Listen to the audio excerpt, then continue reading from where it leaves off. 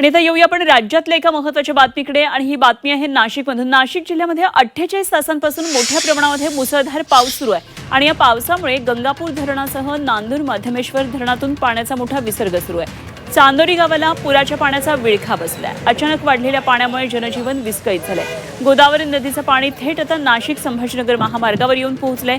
महामार्गावरची वाहतूक बंद होण्याची त्यामुळे आता शक्यता आहे।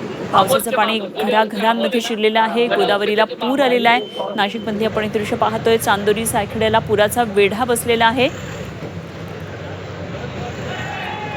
त्या लोकल लेवलला आम्ही 400 कुटुंब रेस्क्यू केलेले आहे। जिल्हा परिषदेची इमारत असेल त्याच्यात किंवा ग्रामपंचायत असेल किंवा विकास सोसायटीचे कार्यालय असेल, सायखेडा व चांदोरी या दोन्ही गावाचे आपण विस्थापित केलेले आहेत। त्यांच्या खाण्याची, राहण्याची आणि पाण्याची व्यवस्था पण केलेली आहे आणि त्याचसोबतच पोलिसांच्या मदतीने आपण दोन्ही एरिया कॉर्डन ऑफ करून घेतो। आणि मी नागरिकांना विनंती करते की त्यांना कुठेही काही अडचण असेल त्यांनी 112 या नंबरवर संपर्क साधावे। ज्यांना जे मदत पाहिजे आपण इमिडिएटली पोहोचू त्यामध्ये।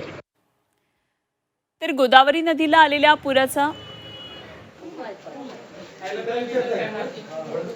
फटका इथल्या गावकऱ्यांना बसतो आहे आणि अक्षरशः संसार उघड्यावर आलेले आहेत। त्यांना सध्या स्थलांतरित करण्यात आले। चांदोरी गावातून पूरस्थितीचा आढावा घेतला आमचे प्रतिनिधी सुदर्शन खिल्लारे यांनी।